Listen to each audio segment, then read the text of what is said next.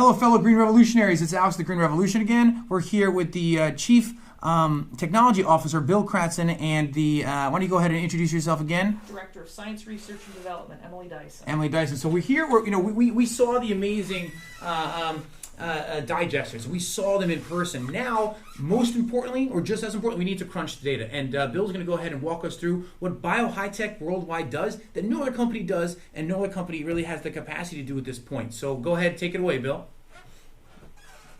Sure.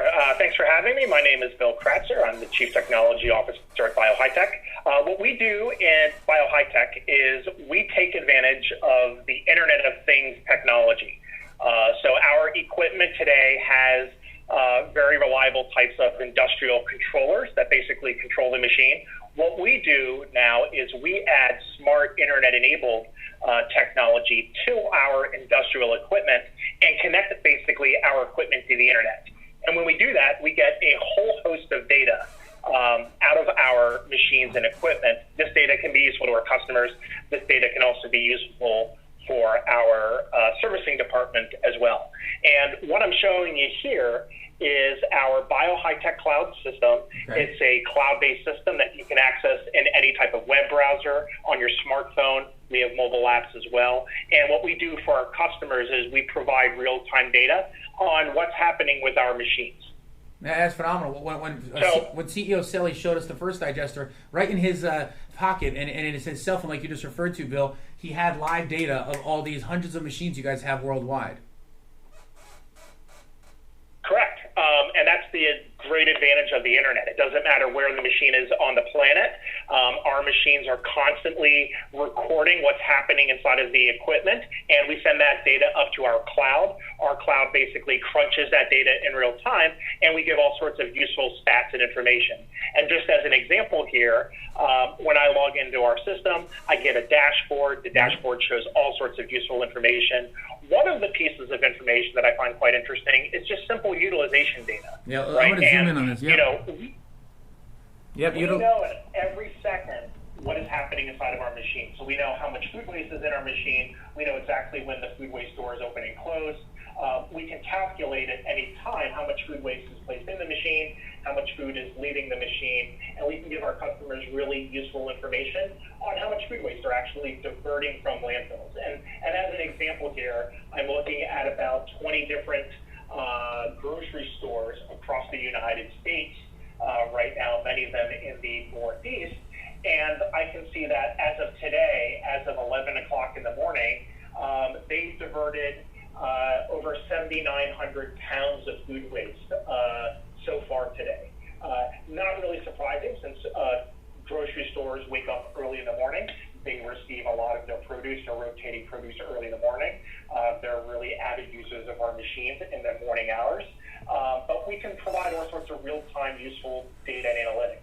So I can see that yesterday, grocery stores across 20 locations across the United States diverted over 30,000 pounds away from the landfill.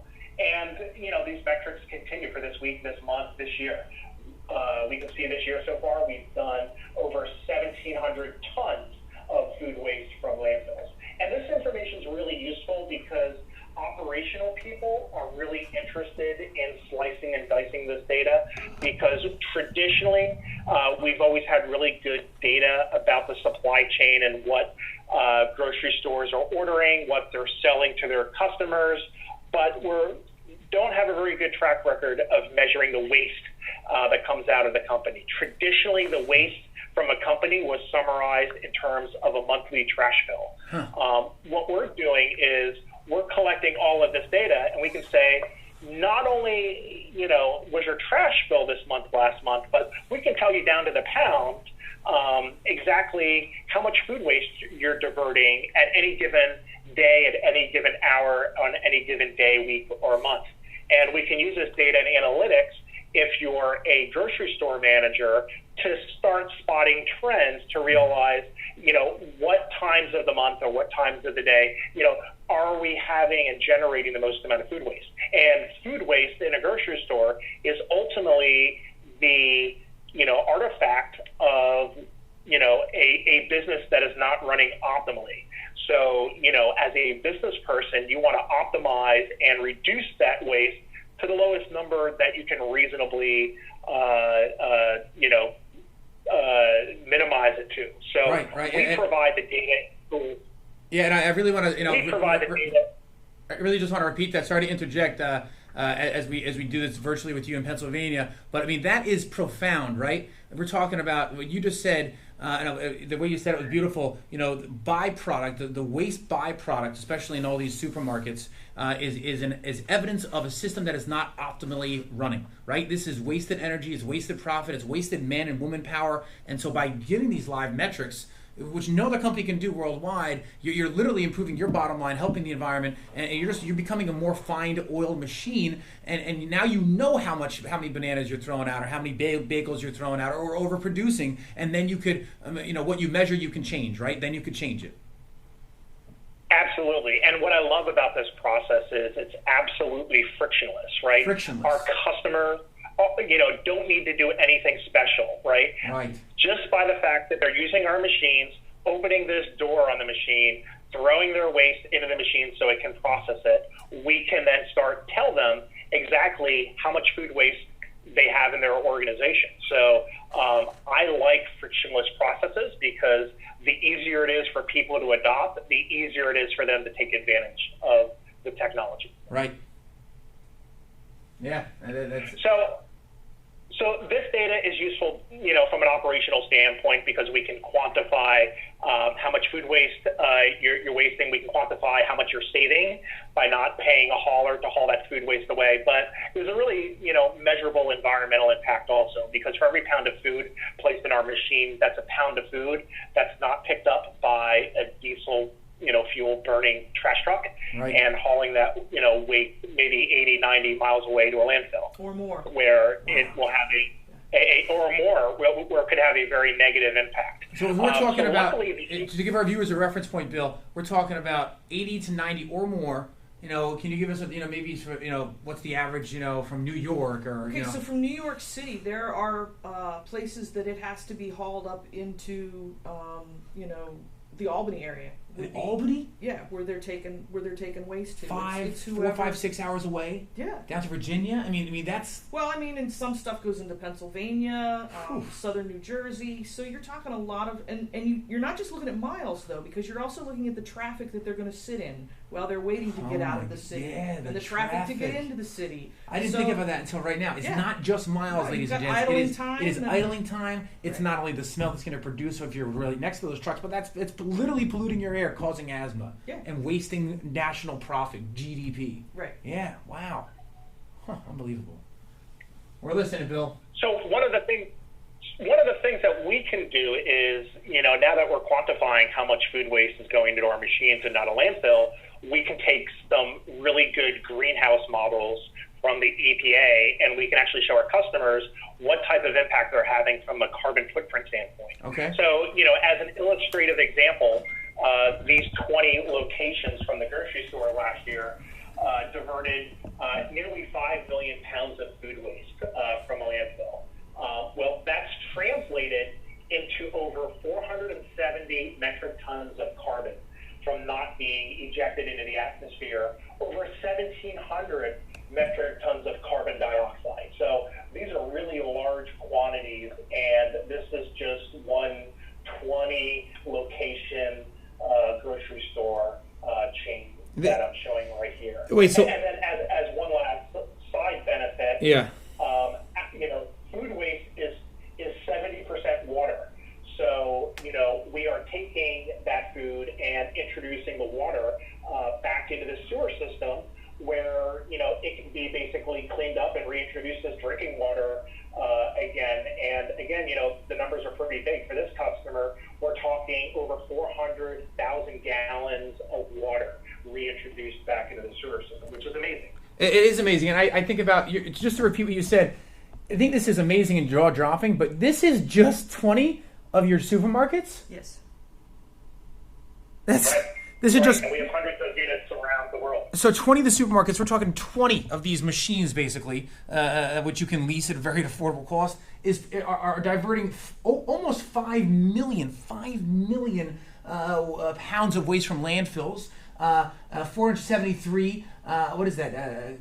That's metric tons of carbon equivalent. Metric tons of carbon equivalent. So when you talk about greenhouse gases, right. you hear about the greenhouse gas, climate change. Okay, so that means that 473.8 metric tons of carbon equivalent are now not being introduced to the environment because they're being digested using aerobic digestion and going out through the sewer system. Between the combination of the landfill gas and the truck emissions, that's what it comes to. So it's significant. When you're talking about a cement plant and what they choke out, no, right. It's not those numbers. Right. But every little bit counts when it comes to addressing climate change and things like that. So just by, instead of throwing the garbage in the compactor, which takes the same people energy, you throw it in a digester, and these are the potential savings. It's amazing. It's amazing. And Bill, would you be so kind to bring us through the other, the garbage truck, the gasoline, the passenger vehicles? Because I think these are the real numbers that, you talk about being, quote, eco-friendly, environmentally conscious, right?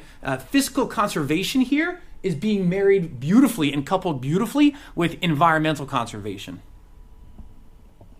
Right, and a lot of people may have a lot of problems, really quantifying, what's 1,700 metric tons of carbon dioxide, right? Right. So we provide a lot of equivalencies so that people can get a handle. And one of the ones I like to show is tree seedlings, right? We know that trees basically will take in carbon dioxide, right, and process it, which is why planting trees is a really good thing. So this type of environmental impact of diverting, this type of food waste with our digesters is like planting 45,000 trees, right? Wow. And reclaiming that carbon dioxide over 10 years, which is a significant amount of work that these trees are actually doing. So we like to provide these, we call them equivalencies, so that people can get a handle to kind of look at their environmental impacts through different lenses.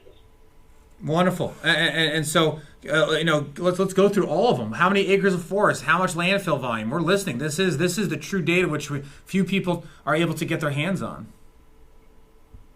Right.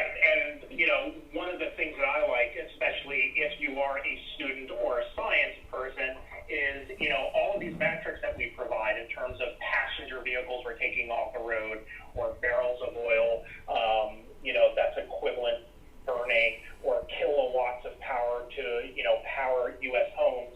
All of these metrics actually tie back to the EPA's website, and the EPA website actually provides all of the science and all of the data and research. So, if you're a student, if you're a science student, there's a lot of good information here where you can actually learn about how all of these things work together to provide a sustainable planet at the end of the day. And that's phenomenal. So we're talking about, you're literally crunching numbers and using the cold, hard, beautiful science of the Environmental Protection Agency to help your clients, no matter what their political affiliation or national or whatever their identity is, that it will help them make more money and help their customers, save and become more profitable. Absolutely, right. And so, there's a lot of different lenses here. Operationally, this data is great. It tells you how much, you're diverting and when. Environmentally, it's great. It's telling you and quantifying your environmental impact. If you're a financial person, we can program in your hauling rates, and we can tell you how much you're saving, right, by not, using a hauler and using our equipment. There's a lot of different views. The other view that I wanted to show is, some of the information that we're using on the back end as well, because this data is not just useful for our customers, but it's actually very useful, for ourselves. And just real quick, Bill, could you go back to the last screen? Because I just want to read these off, because I think that this is something I'm personally going to rewatch when I get home. There you go. So I just want to say again, the only 20 of these EcoSafe digesters, and this is 20 stores. How many do you guys have around the world, approximately? Ballpark? How many digesters? How many digesters? 400 units. Around 400 units. All right, so about 400 units. This is just what 20 of them can do. Ladies and gents, this is the equivalent of removing 356 garbage trucks off the road, saving 190, almost 200,000 gallons of gasoline, taking almost 370 passenger vehicles off the road, preventing the use of over 4,000 barrels of oil, almost 3 million kilowatts of power, reducing landfill by 67,000, more than 67,000 cubic feet, 1,400 acres of forest. Think about where you live, your apartment, your house. Are you on a 1 acre? Or maybe if you're lucky, you're on a 3 acre plot. This is a 1,451 acres of forest the equivalent of saving and planting over 45,000 tree seedlings. Then we have these blue logos here, meeting the disposal needs of over 3,100 people a year, traveling almost 5 million miles, all right? Traveling round trip from New York to San Fran 718 times, heating 308 homes a year, powering a home in the U.S. for 243 days. How nice would that be not to pay your heating bill or your AC bill for 200 almost a year, a better part of a year, 243 days, filling 22,000 trash toters, producing oh my God, that's not 5 million.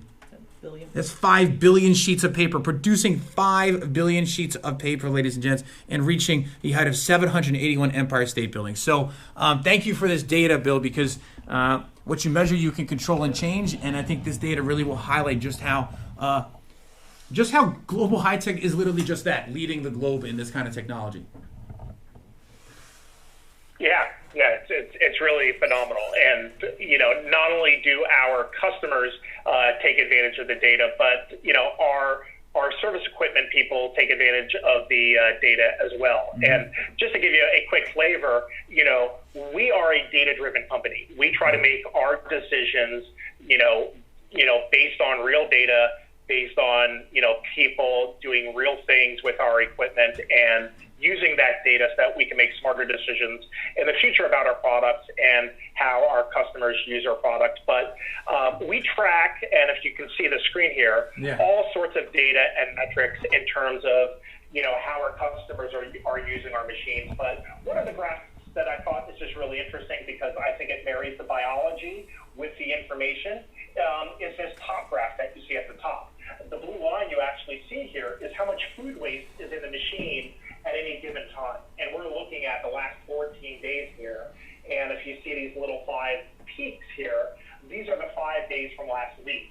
And we can see here when the blue line goes up, that's when the customers are actually feeding the machine and loading it up throughout the day. And you can see the weights go up and down and up and down. When you see the blue line goes down, that's a microbiology actually working inside of the machines where the more microorganisms are basically processing that